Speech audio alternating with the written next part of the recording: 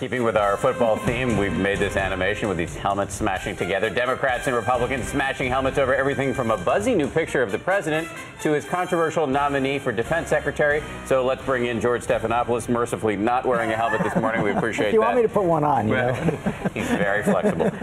In the middle of this huge debate over gun control, the White House just yesterday releasing the picture of the president skeet shooting on his birthday, apparently last August, met with an enormous amount of skepticism among members of the media and also a lot of conservatives. So my question to you is, was this smart politics or was it sort of ham-fisted? Well, what this is doing is, of course, following up on the interview the president gave last week where he said, hey, I skeet shoot all the time. There was a lot of skepticism about that, so they put out the photo yesterday. Listen, I understand why they put it out. It is not going to persuade one person who is against the president's gun control proposals that his heart is in their place. There's no way it's going to happen. But I get it. I get why the president wants to show that he's not, averse to all guns at all times. He just wants them in their, what he considers their proper place.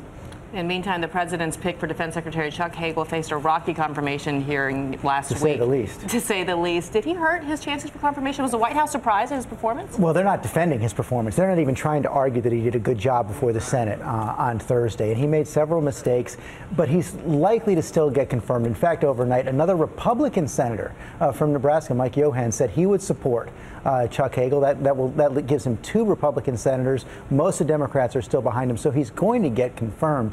But that was an uninspiring performance at best. I know you're going to be talking some football on the show this morning. You're going to force your roundtable to pick a favorite Super Bowl ad of the ads. They were having fun doing it. Of the ads that have been released so far. So let me force you.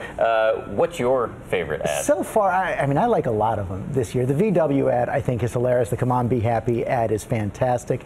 That GoDaddy ad is really something to see. It's kind of squirm-inducing, I would say. But then on top of that, and they always do this, the new Clydesdale ad is a real heart-tugger. It is really something. So a lot of them, and we're going to get all the roundtable to weigh in this morning. All right, George, thank you. And we should mention that George has what we call in the business a big get on the show this morning. The man at the center of so much of the action in Washington right now, Senate Majority Leader Harry Reid, later this morning on This Week.